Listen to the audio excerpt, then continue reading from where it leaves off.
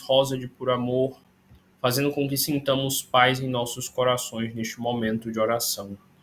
Ave Maria, cheia de graça, o Senhor está contigo. Bendito sois vós entre as mulheres. Bendito é o fruto do vosso ventre, Jesus. Santa Maria, Mãe de Jesus, rogai por nós, pecadores, agora e na hora do nosso desenlace, que assim seja. Que tenhamos uma noite excelente de estudos e que todo esse conhecimento que será passado possa permanecer em seus corações e mentes. Bora lá. O tema de hoje é Deixai que venham a mim as criancinhas. Esse texto ele é muito bonito e bem interessante para a temática que a gente vai debater, porque ele representa o arquétipo da infância. Se vocês pararem para pensar, sempre que a gente pensa num arquétipo, numa personalidade, numa forma de ser que para nós represente a pureza, nós pensamos nas crianças. Tanto que nas primeiras representações católicas lá na idade do que seriam os anjos, sempre colocavam os querubins, os serafins, os anjos como a representação de uma criança recém-nascida em seu auge de pureza, com aquele sorrisinho leve e aquele jeito tão fofinho, tão gentil, tão amoroso. Então, primeiro aqui a gente entende esse arquétipo da infância, essa visão da infância e desse processo de desenvolvimento. E como me pediram lá no grupo para eu poder falar um pouco sobre o conceito de sombra, é essencial a gente ver esse texto sobre a infância, que é o Deixai que venham as minhas criancinhas, para a gente parar para perceber por que, durante o nosso processo de amadurecimento, durante a vida, algumas sombras, algumas características negativas surgem em nós, alguns comportamentos nocivos surgem em nós, e nós tendemos a ter uma personalidade com coisas boas e com coisas ruins. Então, debatendo esse tema aqui, a gente vai conseguir entender ainda mais essa parte da nossa essência e como tentar entender esse processo do que chamam de sombra lá na psicologia analítica junguiana. O texto se chama Deixai que venham a mim as criancinhas. Ele está na parte do Evangelho segundo o Espiritismo, das instruções dos espíritos acerca de como nós devemos nos comportar na vida de encarnado para evoluir. Então esse texto ele vai ser bem interessante para a gente perceber como corrigir as nossas falhas morais, como corrigir as nossas sombras e como entender esse arquétipo da pureza infantil que são as criancinhas. Como sempre, eu inicio debatendo sobre o tema, o nome do texto, para que a gente possa dar uma reflexão. Primeiro, essa frase, deixai que venham a minhas criancinhas, é uma frase muito famosa de Cristo, numa passagem que ocorre. Eu vou resumir aqui só para a gente dar essa introdução. Nessa passagem é dito que Jesus estava num local e que tinham algumas criancinhas tentando chegar perto dele. Só que como tinha muita gente tentando falar com Jesus, os apóstolos, as pessoas que estavam ao redor organizando quem ia chegar perto de Jesus, meio que barrou a aproximação das criancinhas, de duas criancinhas, se eu não me engano, próximo a Jesus. E Jesus deu a célere frase, deixai que venham a mim as criancinhas, e após falar essa frase, ele deu toda uma orientação explicando que as crianças são um grande arquétipo de pureza, são um grande exemplo de pureza para nós, e que, segundo essa história, só os que tivessem o coração puro como o de uma criança, o espírito puro como o de uma criança, poderia entrar nos céus. Porque, segundo essa mesma explicação que ele deu, quando nós vamos envelhecendo, quando nós vamos ficando mais velhos, nós tendemos a começar a agregar na nossa personalidade, na nossa consciência, várias coisas que, entre aspas, tiram essa nossa pureza, e isso acaba fazendo com que o nosso espírito se atrase se a gente tiver procederes negativos. Então vocês vão entender hoje por que acontece esse fenômeno da gente acabar, entre aspas, sujando o nosso espírito com os nossos comportamentos e tudo mais, e como nós podemos fazer para retornar a ser essa criancinha, como Jesus disse. Primeiro de tudo, a gente precisa aqui debater algo importante em relação a essa ideia da pureza infantil. Realmente, crianças são puras, são doces, são gentis.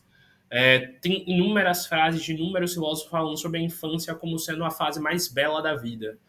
E eu gosto muito de que diz assim, que a criança é essencialmente feliz. Se você perceber, qualquer coisinha mínima que aconteça, a criança está se acabando de rir. Um pedaço de plástico cai no chão, a criança se acaba de rir e se diverte com aquele sorrisinho fofo e gentil dela.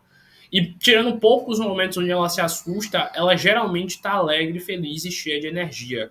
A nossa essência é essa. Nós, em essência, somos seres felizes, seres alegres, seres cheios de entusiasmo. Inclusive, a palavra entusiasmo vem disso. Entusiasmo, a etimologia é ter Deus dentro de si. A palavra entusiasmo, se você juntar o entus e o asmus lá no latim, etc., dá isso, significa isso. Sentir Deus dentro de você. Então, quando a gente está entusiasmado, a gente sente Deus dentro da gente. Enfim, durante a infância, a criancinha tecnicamente é pura. Por que tecnicamente?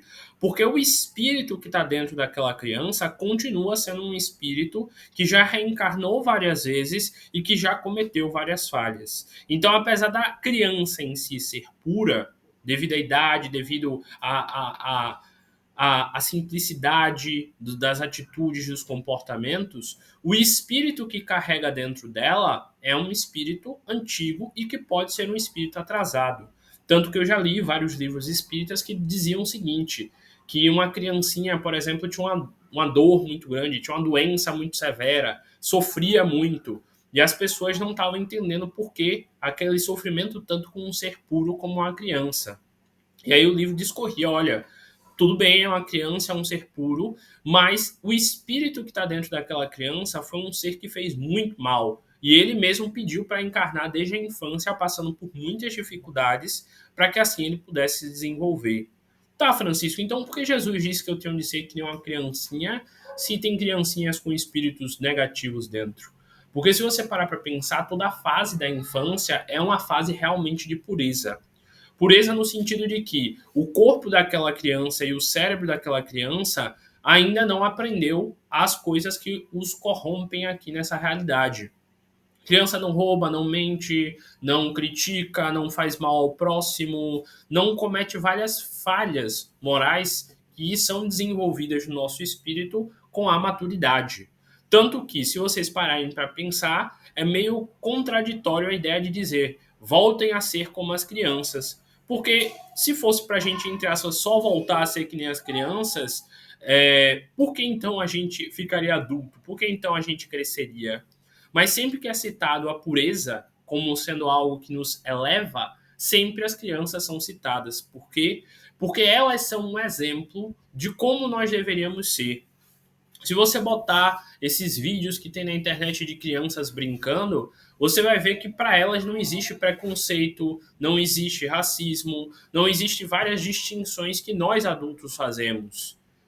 Tem crianças que dizem, olha, ele é meu irmão gêmeo, só porque o outro gurizinho tava com a camisa igual. E os dois tinham uma cor de pele diferente, tinham idades diferentes, tamanhos diferentes, mas eles ficaram o tempo inteiro de mãos dadas brincando dentro da loja, dizendo que eles eram irmãos gêmeos por causa disso.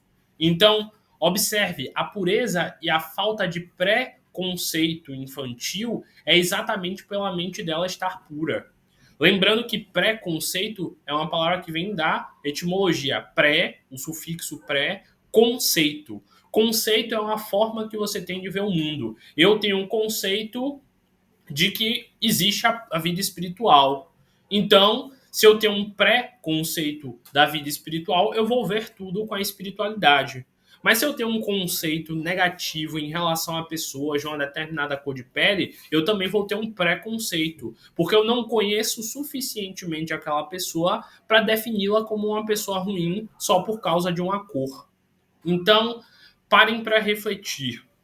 A mente infantil, ela é pura porque ainda não foram gravadas informações nessa mente.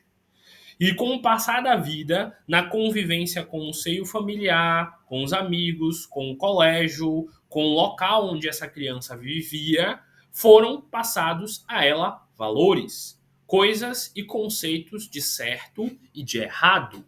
Então, essa criança que era neutra, que não tinha preconceito nenhum, que não via erro em ninguém, passou a ser alimentada pela mente de outra pessoa preconceituosa a acreditar que ela era melhor por ter nascido na família tal. Ela era melhor por ter nascido na religião tal. Ela era melhor porque o tom de pele dela era claro. Então perceba, o erro não foi da criança, mas sim de quem induziu a criança a pensar e entender a realidade daquela forma. E isso tudo vai acontecendo durante toda a nossa infância. Se você não tem uma boa base familiar ou de amigos, enfim, vários preconceitos podem ser inseridos na sua mente. Porque se a criança, entre aspas, era um papel em branco, a folha em branco lá, que não tinha nada na cabeça dela, alguém ensinou ela a ser preconceituosa. Alguém induziu a ela esse pensamento e essa forma de ver o mundo. E ela continua alimentando porque ela acreditava. Foi papai que disse, foi mamãe que disse, então isso tá certo. Mas é que tá. Como o nosso processo de consciência vai se desenvolvendo, chega um tempo onde nós começamos a ter responsabilidades e visões próprias da vida. Geralmente lá para o início da adolescência, quando a gente começa a ler por si só, estudar por si só, refletir a sociedade, a vida em comum por si só, nós começamos a perceber que algumas coisas que nos ensinaram estavam erradas e que nós precisamos quebrar essa forma errada de enxergar o mundo. Então, lembram que eu fiz a palestra lá sobre a antroposofia, sobre os ciclos de idade e tudo mais? Muito do que você aprende durante a infância tem que ser trabalhado e limpado durante a sua adolescência e durante a sua vida adulta. Então é essencial que você comece a questionar suas sombras. Se alguém te ensinou a ser preconceituoso, reflita se o preconceito tem sentido. Não tem sentido absolutamente nenhum. Então é uma obrigação sua, moral, limpar essa sombra de dentro de você. Mas a sombra, ela se manifesta de várias formas. Vamos dizer que você é uma pessoa que tem uma personalidade muito briguenta. Porque lá na sua infância, quando você se relacionava com algumas pessoas e você tentava conversar com elas, nada resolvia. Mas quando você ia lá e dava um tapão, um soco ou gritava com alguém, prestavam atenção no que você dizia. Então, da mesma forma, você foi estimulado a ter um comportamento agressivo que se tornou uma sombra sua. Ah, eu sou explosiva mesmo. Ah, eu sou irritada mesmo. Ah, qualquer coisa bateu, levou. Eu digo na cara mesmo. Porque você aprendeu que, de certa forma, pessoas só te ouviam e te respeitavam quando você gritava com elas. Isso é uma sombra sua. Hoje em dia você percebe que às vezes tem pessoas que conversando te ouvem e que nem sempre gritar, brigar e sair na mão com alguém resolve algo. Então percebam, muitas das vezes nós continuamos presos a comportamentos, personalidades e atitudes erradas porque em algum momento nós aprendemos que essa atitude seria benéfica.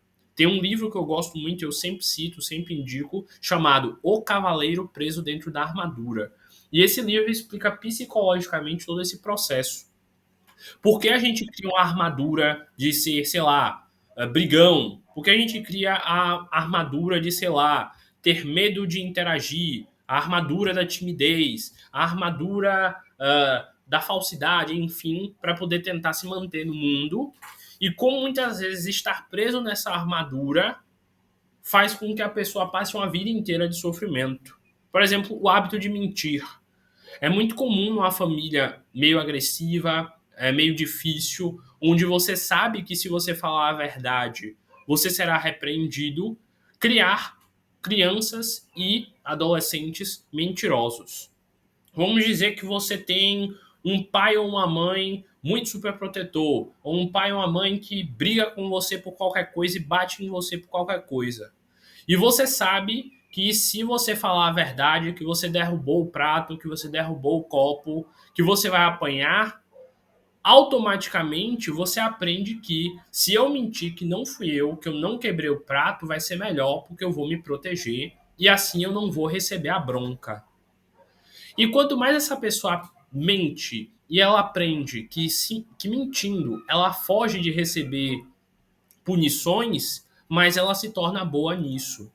E aí, quando um dia na vida ela percebe que se ela mentir bem, ela pode enganar pessoas e tirar dinheiro, ela se torna ainda melhor nisso. E ela vai aumentando essa armadura de achar que a mentira é algo que tem a solução, que é a resposta correta, e não percebe que ela está há anos mentindo por isso. Tem pessoas que são tímidas, porque uma vez elas perceberam que ao ser tímidas, elas não passavam a vergonha da exposição, não passavam a vergonha de falar alguma coisa errada e criticarem ela e rirem dela. Então, perceba, a sua sombra são essas armaduras psíquicas que você criou. São esses comportamentos que você criou para evitar passar por uma situação difícil. Tá, Francisco, mas por que esse nome sombra? Não entendi. Segundo essa visão psicológica lá da psicologia analítica junguiana e também essa visão filosófica, todos nós somos como se fossem uns sóis. Somos energia. Nós temos brilho, nós temos luz. Eu agora estou falando várias coisas aqui e eu estou emitindo minha luz, meus pensamentos, minha forma de ver a vida. Mas se algo, sei lá, me fizesse agora ficar constrangido, com medo, e me impedisse de continuar fazendo essa palestra porque eu ia ficar com medo de falar alguma besteira aqui e alguém me criticar e sei lá o quê. Isso seria uma sombra minha. Porque seria algo que me impediria de fazer o que eu vim para fazer, que é ensinar, que é explicar. Então, sombras são comportamentos negativos que me impedem de fazer algo. E minha luz são todos os momentos que eu estou fazendo aquilo que eu vim para fazer, que eu vim para ser. Vamos dizer que você é um bom dentista. Você tem a sua luz de fazer a profissão de ser dentista. Se algo te atrapalha, você não consegue estudar, você não consegue ir para o consultório, sei lá, é um momento onde a sombra está indo impedindo de ser você. Você é cantor, você é gari, você é enfermeiro, você é sei lá o que você seja. Os momentos que você está trabalhando no que você veio para fazer nessa encarnação, você está sendo luz. Os momentos que você não está vivenciando isso, você está sendo sombra. Se você, por esse vício de mentira, não consegue fazer nada na sua vida, você está deixando essa sombra te atrapalhar. Porque em algum momento essa criancinha que você era foi corrompida por esse mau comportamento, por esse vício negativo que gera karmas em você. Mas a partir do momento que você transpassa e vence essa sombra, essa coisa que te obstacula, você se torna luz. E você começa a construir virtudes que fazem o seu espírito evoluir.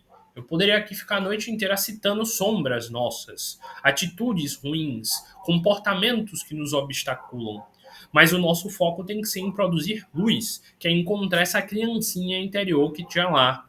Então, de novo, vamos dizer que me colocaram o preconceito, que me ensinaram a ter preconceito com alguém. E eu cresci sendo uma criança preconceituosa por isso. Então, o preconceito se tornou uma sombra minha. A partir do momento que eu começo a lutar contra esse preconceito, começo a lutar contra essa atitude negativa, eu estou aos poucos apagando essa sombra que colocaram em mim e eu estou me limpando e colocando luz de novo em mim, porque a minha criança, a criança interior que eu fui um dia, não tinha essa sombra do preconceito. A minha criança pequena lá brincava com todos os coleguinhas e não estava nem aí, não olhava nem a cor de nenhum deles. Mas me ensinaram, alguém me ensinou que eu tinha de olhar a cor do meu coleguinha para ver se o meu coleguinha era bom ou era ruim. E me ensinaram esse preconceito. Então, deixar que venham as minhas criancinhas é deixar que venham a mim aqueles que conseguiram limpar as partes negativas que colocaram nele e que ele alimentou. Não adianta você também só sair colocando a culpa na tua família. Ah, me ensinaram, Francisco, a ser preconceituoso, me ensinaram a ser arrogante, me ensinaram a ser brigão. Tudo bem, durante um tempo realmente te ensinaram. Mas a partir do momento que você se tornou um adulto, que você começou a pensar por si só, é a obrigação sua limpar essas sombras de você. É a obrigação sua tirar esses comportamentos negativos de você. Ah, Francisco, eu tinha um relacionamento e a pessoa me traiu o tempo inteiro, por isso que eu virei ciumenta. Tudo bem, aquela pessoa te gerou a sombra ciúmes. mas isso não significa que todos os relacionamentos você terá a sombra ciúmes. Você é o responsável pelas suas atitudes e pelos seus comportamentos e por limpar o seu espírito, limpar a sua aura para que você volte a ser a criancinha. Porque a criancinha pura lá na infância não tinha ciúmes, que é um sentimento de posse, de apego. Não tinha orgulho de se achar melhor que os irmãos que tinham ao redor. Não tinha vaidade. Não tinha nenhum desses sentimentos negativos que nos fazem ficar em atraso. Se eu tenho raiva, eu cometo a atitude de raiva, eu estou gerando energias negativas, karmas, que a lei de causa e efeito me fará voltar a vivenciar depois. Porque eu deixei essa sombra, essa falha da raiva que foi induzida à minha criancinha, se tornar parte de mim. E eu agora tenho de aprender a meditar, estudar, fazer uma terapia para retirar de mim essa atitude negativa que impede da minha criança se manter pura em espírito, em luz. Tem um texto aqui no Evangelho segundo o Espiritismo que é a parábola do festim de bodas, que fala exatamente sobre esse conceito da criancinha. É dito que todos nós nascemos com a túnica nupcial pura, que é o nosso espírito puro. E a túnica nupcial nessa parábola é como se fosse a roupa branca, alva, limpa. E aí é dito que durante o nosso crescimento, durante a nossa evolução, durante o período da gente ficar velho, essa nossa túnica nupcial vai sendo suja por atitudes, comportamentos, coisas nocivas. E segundo essa parábola, quando nós voltarmos aos céus para sermos acolhidos pelos anjos, pelos espíritos, por Deus, nós temos de deixar a nossa túnica novamente tão limpa e alva e branca quanto ela era quando a gente nasceu, quando a gente encarnou. Então, percebam, todo o processo da vida adulta é de se limpar para que o seu espírito volte a ser aquela criança que um dia foi.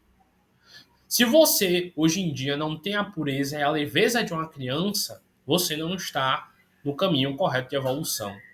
Ah, Francisco, mas e aí? A gente está num mundo de adultos, onde tem todo tipo de pessoa. Se eu agir inocentemente que nem uma criancinha, provavelmente eu vou sofrer. Porque ninguém vai me tratar da forma com que eu trato eles, ninguém vai ser bonzinho comigo como eu sou com eles, e por aí vai.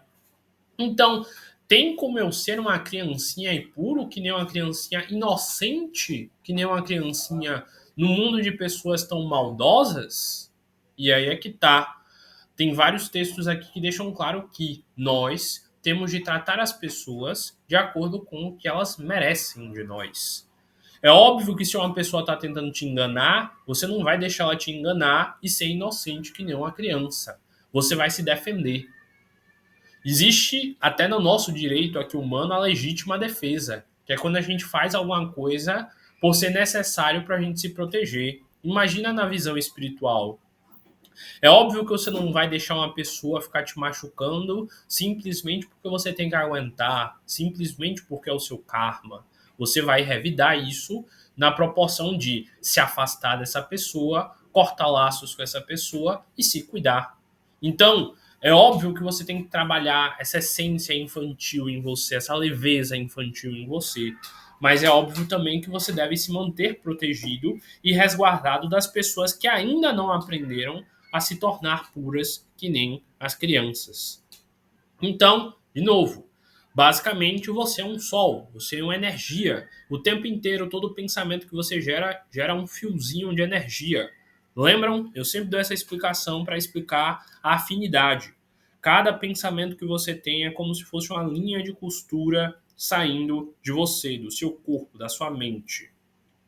Cada vez que você repete um pensamento, mais linhas de costura como essa vão saindo de você através de energia.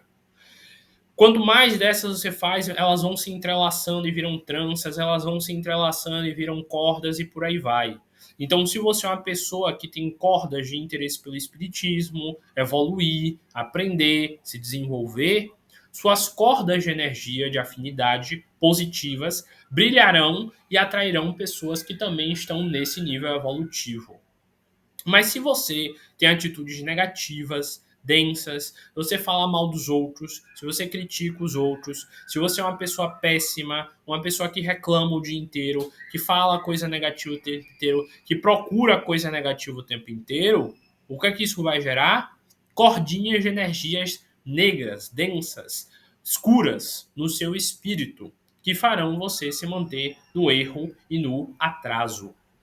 Então, perceba, analise, questione as minhas atitudes, os meus pensamentos, os meus comportamentos, eles são virtuosos e me fazem ser puro que nem uma criancinha, ou eles são densos, atrasados e me mantêm no erro.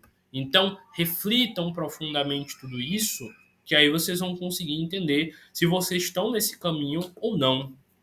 Bora agora então ler o texto para vocês perceberem como tudo que eu expliquei até agora aqui é dito nesse texto de outras formas. Vai lá e diz o seguinte, olha. Disse o Cristo, deixai que venham a mim as criancinhas, profundas em sua simplicidade, porque a mente da criança é simples. Simples não porque ela não pensa direito, simples porque ela é leve, ela é branda. E aí continua. Essas palavras não continham um simples chamamento dirigido às crianças, mas também a das almas que gritavam nas regiões inferiores, onde o infortúnio desconhece a esperança. Então, observe, a esperança de poder mudar, de poder melhorar, de poder se transformar, é algo que pode fazer a gente voltar a se tornar essa criança. E aí continua. Jesus chamava a si a infância intelectual. Para quem está chegando agora, vale muito a pena depois ver a reunião gravada, porque eu já expliquei muita coisa do que seria essa criancinha. E aí está falando aqui, ó, infância intelectual. Você pode ser um adulto, você pode ser uma pessoa de 80 anos, mas se você tiver a sua mente pura como a de uma criança, sem preconceitos, sem chagas, você terá uma infância intelectual. A infância intelectual da criatura formada, os fracos, os escravizados e os viciosos. Então está dizendo, alguém que ainda não aprendeu a controlar a si mesmo, a controlar suas emoções, tem uma infância intelectual. Então eu interpretei errado. Infância intelectual aqui, segundo o que está dizendo, seriam pessoas que ainda não amadureceram. Os fracos, que não sabem se impor e defender suas ideias. Os escravizados, aqui não está falando de escravo no sentido como é o nome? De escravo mesmo, de prender, etc. Não. É escravizado no sentido mental. Se alguém, sei lá, domina você mentalmente, você está sendo escravizado por essa pessoa. Se essa pessoa te maltrata, faz mal a você, você continua perto dela, você está sendo escravizado mentalmente por essa pessoa. E aqui fala dos viciosos. De novo, sempre que eu vou falar, vício não é só droga. Vício pode ser qualquer coisa negativa. Comer demais é um vício, beber demais é um vício, não cuidar do corpo é um vício, não fazer exercício é um vício, não se alimentar corretamente é um vício e tudo mais. Ele nada podia ensinar à infância física, presa à matéria, submetida ao jugo do instinto. Então, um espírito na infância física é um espírito ainda apegado a coisas materiais, a bens materiais. Se vocês perceberem na criança, um dos primeiros sinais de que ela está desenvolvendo um ego e um apego é na parte dos brinquedinhos. Tem criança que você pode dar o brinquedo dela, que você pode deixar ela, todas as outras crianças brincar e ela não está nem aí para nada. Mas tem criança que, pela estimulação dos pais, não emprestam um brinquedinho para ninguém, não dão um brinquedinho para ninguém. Tá, tudo bem, tem outras crianças que são meio destruidoras mesmo e se emprestasse o brinquedo ia quebrar tudo. Mas eu tô falando aqui no sentido de não querer emprestar por egoísmo, não por um cuidado com o objeto. Então, observe, o ato de se tornar preso à matéria, preso à ideia de posse, é algo que nos é estimulado desde a infância. E aí continua. Ainda não incluía na categoria superior da razão e da vontade, que se exercem em torno dela e por ela. Então está falando aqui sobre como a gente vai aprendendo desde a infância essa característica do apego. Ele continua.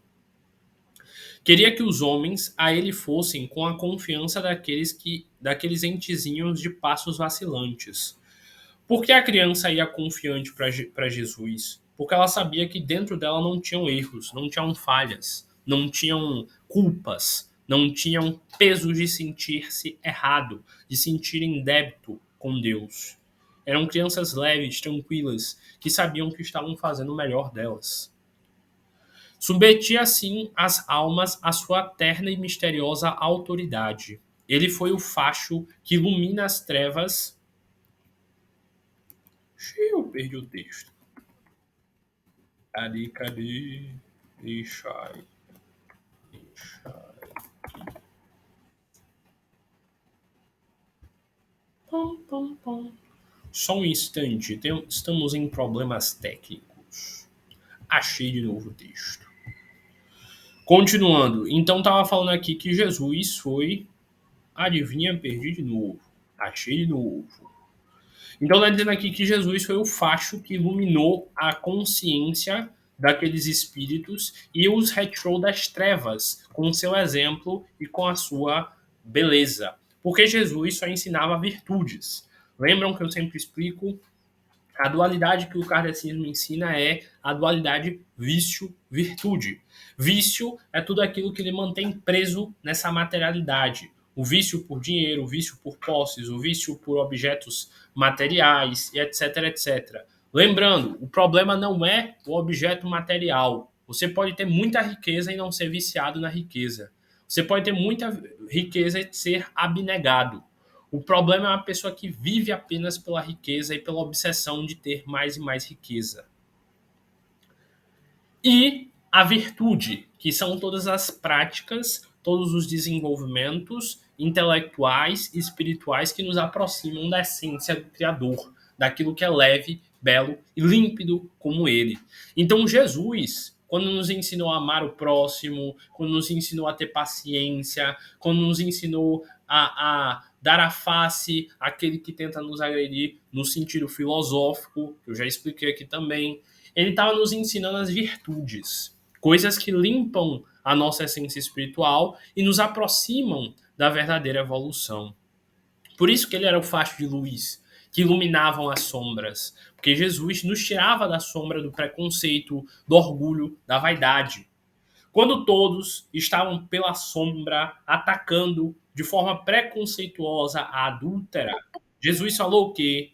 Atire a primeira pedra aquele que estiver sem pecados. Na hora de sermos os inquisidores na nossa sociedade, nós temos a boca cheia para falar. Fulano é um falso, fulano só engana, só mente. Olha para ela, ela não tem vergonha de fazer isso não. Então, nós ainda queremos atirar pedras, igual na época de Jesus.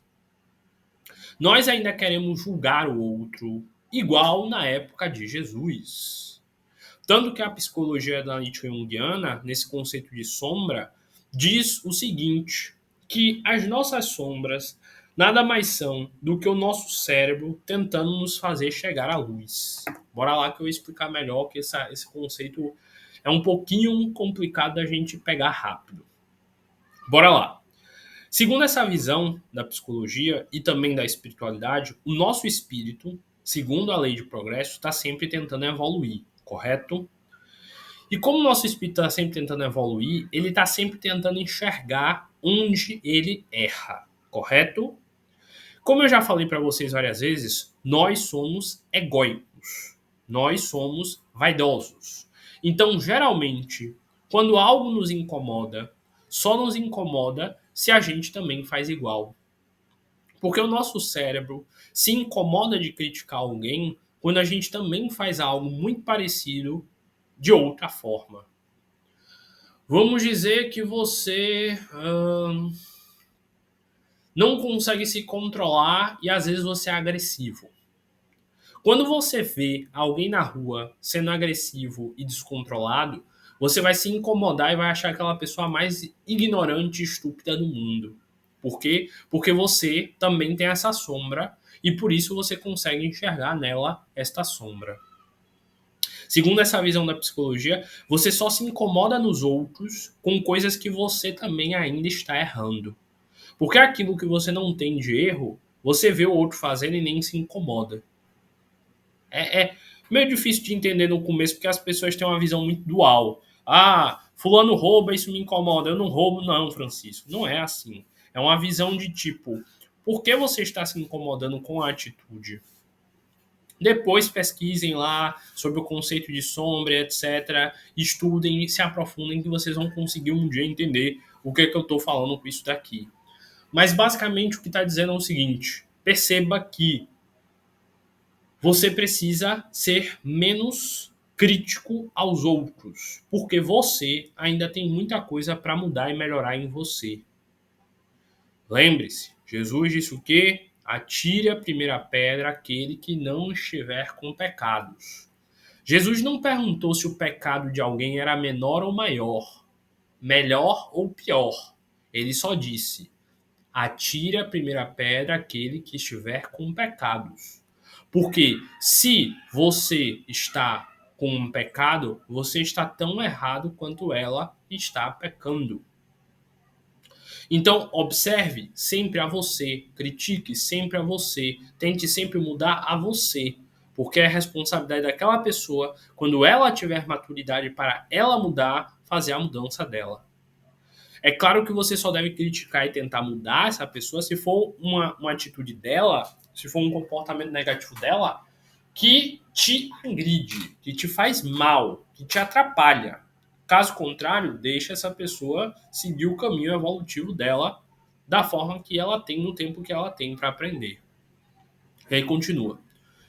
Jesus foi o iniciador do espiritismo, que a seu turno atrairia para ele não as criancinhas, mas os homens de boa vontade. Está empenhado à ação viril. Já não se trata de crer instintivamente, nem de obedecer maquinalmente. É preciso que o homem siga a lei inteligente que se lhe revela na universalidade. Então a gente tem que cada vez mais perceber as nossas sombras e limpar esses incômodos que a gente tem. Faça esse exercício. Todas as próximas vezes que você ficar muito irritado com algo, se questione por que eu estou tão irritado com isso. Por que isso me incomoda tanto? E o que é que eu faço de parecido com isso daí que me faz estar tão incomodado com essa situação? E você vai encontrar alguma coisa, mas você vai encontrar, porque a gente nunca se irrita com algo de fora da gente, se a gente não tem algo igual ou parecido dentro de nós. Lembrem-se do que eu falei, igual ou parecido. E aí continua.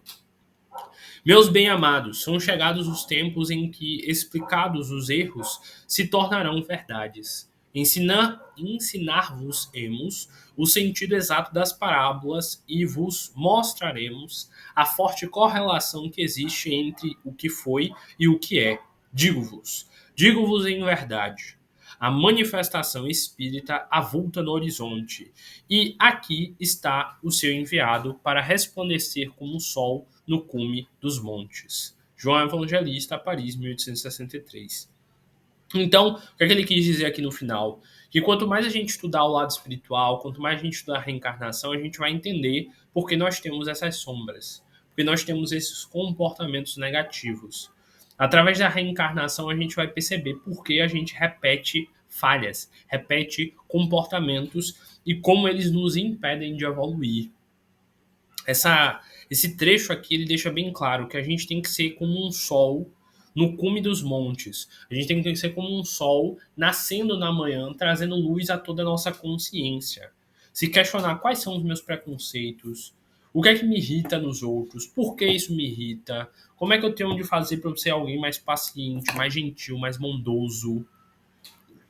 E aí continua aqui outro texto, falando de outro ponto de vista, sobre essas tais criancinhas. Bora lá. Deixai que venham as minhas criancinhas, pois tenho o leite que fortalece os fracos. O leite que fortalece os fracos é o conhecimento, é a verdade, a inteligência. Deixai que venham a mim todos os que são tímidos e débeis. Débeis é no sentido de que não têm também conhecimento.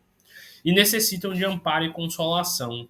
Por quê? Porque as palavras de Jesus, os ensinamentos dele, amparam e consolam o nosso coração. Ele continua. Deixai que venham a mim os ignorantes. Ignorante aqui no sentido de quem não tem saber, mas que pode desenvolver e aprender um dia. Para que eu os esclareça. Deixai que venham a mim todos os que sofrem, a multidão dos aflitos e dos infortunados. Aqui não é fortuna de dinheiro. É infortunado no sentido de não ter conhecimento, porque conhecimento é a única fortuna verdadeira. Eu lhes ensinarei o grande remédio, que suavizará os males da vida e lhes revelarei o segredo da cura de suas feridas, que é o conhecimento, o aprendizado. Qual é, meus amigos, este bálsamo soberano, essa coisa que tira todas as nossas dores, que possui tão grande virtude que se aplica a todas as chagas do coração e as cicatriza todas as doenças possíveis? É o amor, é a caridade. Por que amor? Porque Jesus sempre ensinou amor. A religião de Jesus sempre foi o amor. Amai o próximo como a ti mesmo.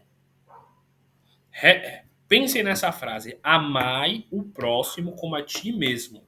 Então, primeiro você tem que aprender a se amar para você poder amar o teu próximo. Você não pode doar aos outros algo que você não tem em você e por você. Então, amai vosso próximo como a ti mesmo, porque você tem que trabalhar a lei de amor. E por que está dizendo aqui que o amor é o bálsamo que cura todas as feridas, que blá blá blá blá? Porque todos os erros e todas as dores que nós temos são frutos dos momentos onde nós não tivemos amor.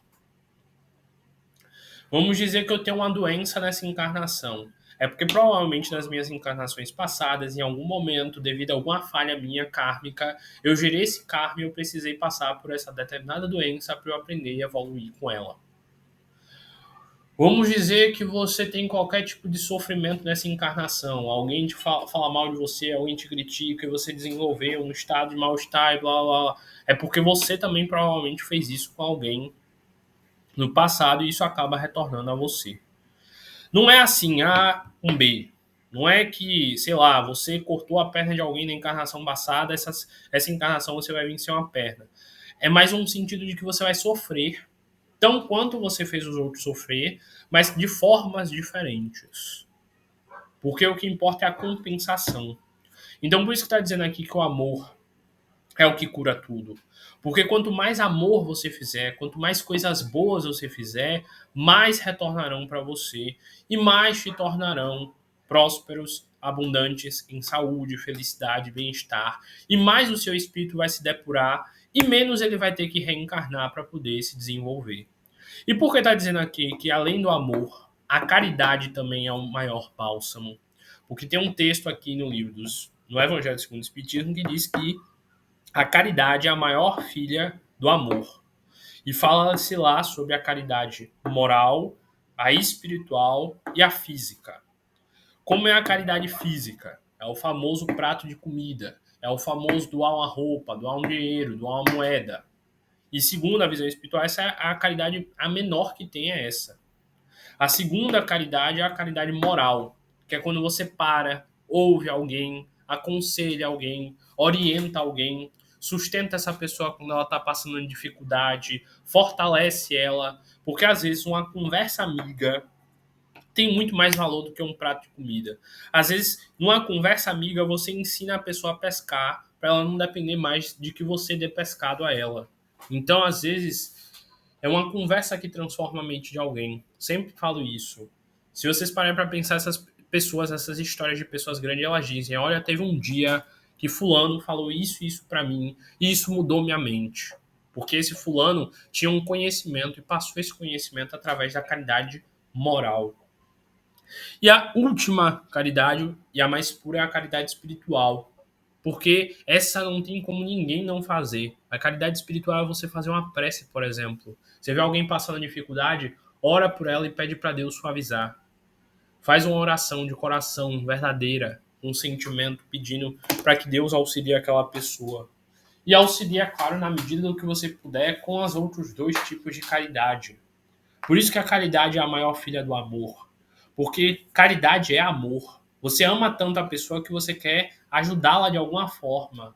Você pode dar um agasalho, você dá, caridade. Você não pode dar um agasalho, você conversa com essa pessoa e faz ela ficar bem, caridade. Você não pode conversar, você não sabe o que falar, faz uma oração por essa pessoa, que também vai ser caridade. Então a caridade é amor. Porque você se importa tanto com aquela pessoa que você quer ver ela bem e por isso você a orienta a como ficar bem. Então, por isso que está dizendo aí, ó, o amor e a caridade são os maiores bálsamos. Uma vez eu vi um livro espírita onde tinha uma moça que ela estava passando por muita dificuldade, muita dor, muito sofrimento. E aí ela foi numa casa espírita, orientaram ela e ela reclamou do chororô dela, de como a vida dela era difícil, de como ela sofria e blá blá blá blá blá blá. E aí o espírito falou para ela: minha irmã, aqui no centro, nós temos um asilo para idosos. Nós temos trabalhos de cura nos hospitais. Você vai agora ajudar lá no asilo e no hospital. E depois você vai voltar aqui para a gente ter essa mesma conversa. E aí o livro contava que essa moça foi no asilo e viu vários idosos falando de como eles queriam ter a vitalidade que ela tinha, como queriam ter a idade que ela tinha, como queriam ter a jovialidade que ela tinha. Vários idosos falando para ela de como eles queriam ter a idade que ela tinha para poder fazer diferente, para ter uma vida muito diferente. Ela viu a dificuldade deles para se locomover, vivendo com um monte de remédio, passando um monte de dificuldade, esquecidos pela família, sem ter ninguém para ter um apoio, um carinho, um afago. E ela percebeu: eu sou rica porque eu tenho tudo isso que eles não têm. Depois de ir para o asilo e ajudar bastante todos os idosos, dar banho, etc, etc, ela foi para o hospital, começou a cuidar de várias pessoas doentes. Ela viu: eu sou rica, rica em saúde, eu ando, eu falo, eu faço tudo, eu me exercito, eu tenho uma vida cheia de coisas. E eu me achava pobre, pobre por não poder fazer algumas coisinhas que eu queria fazer, por não poder comprar alguns itens que eu queria comprar. Então, nosso ponto de vista sobre a realidade também gera sombras nos nossos olhos. Seus olhos estão vendo o mundo e você interpreta este mundo de acordo com como sua mente vê essa realidade. Tem pessoas que passam a ver a vida delas como sendo a pior coisa do mundo, o maior sofrimento possível, porque a lente de como ela enxerga a vida está suja. Ela não enxerga mais a realidade dela. Enquanto tem pessoas que fariam de tudo para ter o que ela tem, para viver dentro da forma que ela vive, ela não enxerga e acha a pior coisa do mundo. Tem pessoas que não vão ter o alimento nessa noite e daqui a pouco você vai comer alguma coisinha. Mas como você tem isso todos os dias, para você não é nada, vou comer daqui a pouco. Tem gente que vai ter que lutar, sair por aí, pegar moeda, catar latinha até conseguir poder comer algo. E você vai levantar e comer. Você é rico. Todos vocês são ricos de formas que vocês nem imaginam. Mas como vocês estão dentro da vida que vocês vivem, vocês não percebem a riqueza que vocês têm. Vocês estão trabalhando, alguns aí. Tem gente que nem trabalho tem e tá louco para querer trabalhar. Você pode não ter um trabalho, mas você tá vivendo de alguma forma aí, não tá? Tem gente que nem esse amparo que você tá tendo tem. Que nem uma família para sustentar, para ajudar, não tem. Tem gente que tá sozinho no mundo. Tem gente que tem dinheiro, tem trabalho, tem tudo o que você pensa que você precisa ter para ser feliz e tá mais infeliz que você. Acredite. O que tem de gente riquinha aí no mundo, cheio de dinheiro, cheio de tudo, família, e não tem o que você tem, e que é mais infeliz do que você é. Você não está escrito. Então percebam como a sua mente, com o passar do tempo, com o passar da vida, foi criando sombras, foi criando percepções negativas, foi criando dores, insatisfações. E como você transformou sua mente em um torturador para você mesmo. Mas da mesma forma que você criou a tua mente e fez ela se tornar um torturador para você, você pode formar a sua mente de uma nova forma, moldar a sua mente de uma nova forma, onde você seja puro que nem uma criancinha. Feliz, alegre e sorridente que nem uma criancinha. Quando as pessoas aí estão passando um monte de dificuldade, mas onde vão tão sorridentes, brincalhonas, alimentando e elevando o bem-estar de todo mundo. Quantas? Esses dias eu tava numa fila aqui de um local que eu tive de ir E eu fiquei muitas horas nessa fila, muitas horas mesmo. Eu cheguei tipo às 5h40 da manhã e só fui ser atendido lá para tipo 9h40, quase 10 horas. Eu passei muitas horas nessa fila. Todo mundo só reclamava, todo mundo só dizia, xingava, falava, e etc, etc. E todo mundo tava, tipo, muito angustiado, muito infeliz por aquela situação. Mas na hora que eu cheguei para ser atendido, a moça tava tão sorridente, tava tão alegre, tava tão de bom humor, brincalhona, tava tão divertida, que no final eu tinha até esquecido que eu tava meio chateado. Até eu que medito tanto, que estudo tanto, que reflito tanto, acabei ficando chateado de tanto ver o quanto as pessoas reclamavam. Eu no início estava de boa, eu tava com o meu livro, lendo meu livro enquanto estava na fila. Mas de tanto ouvir o povo falando, ó, isso aqui é horrível, eu não aguento mais, um sol quente, e tanta reclamação que quando você vê, você também começa a reclamar igual essas pessoas. É o famoso efeito manada. É o efeito do contexto que você tá e do que as pessoas dizem, você começa a concordar com elas. Depois de horas e horas nessa fila, até eu fiquei irritado. Até eu fiquei chateado. Mas a leveza de uma pessoa, o bem-estar de uma pessoa me deixou tranquilo de novo. Então, sejam as pessoas que levam essa leveza da criança. Sejam as pessoas que levam essa tranquilidade aos outros. Limpem as suas sombras e alimentem a limpeza das sombras dos outros. Sejam luz onde vocês forem, que é o melhor caminho para vocês reencontrarem essa criança interior. Não fiquem comparando a sua vida com a de ninguém. Hoje em dia isso é muito ruim. Tem até um vídeo muito interessante no YouTube, quem quiser depois procura, chamado A História da Ana. É bem interessante. O rapaz ele conta um estudo que fizeram que mostra o seguinte: antigamente, para você ter notícias de alguém que, sei lá, estudou com você, que, sei lá, passou um tempo contigo, era muito difícil. Não tinha internet, não tinha celular, não tinha telefone, ligação era um roubo de cara, etc, etc. Então, você acabava se comparando muito menos. Mas hoje em dia, a pessoa que você fez escola, que você fez faculdade, que você trabalhou, você tem acesso a ela rapidinho na rede social. E isso acaba gerando na gente um sentimento de comparação muito grande. Ô, fulano estudou comigo, e ó a vida que fulano tem. Tem casa, tem carro, tem tudo, e eu aqui na pendenga. Ó, eu tô acompanhando tal rico, tal famoso. Esse famoso todo dia tá em festa, todo dia tá curtindo. Iate, casa, carro, carrão. E eu aqui no buzu. Ô vida triste, ô vida difícil. A comparação, a famosa frase da grama do vizinho é sempre mais verde, é um dos males da nossa sociedade atual. A internet acaba gerando muito isso na gente.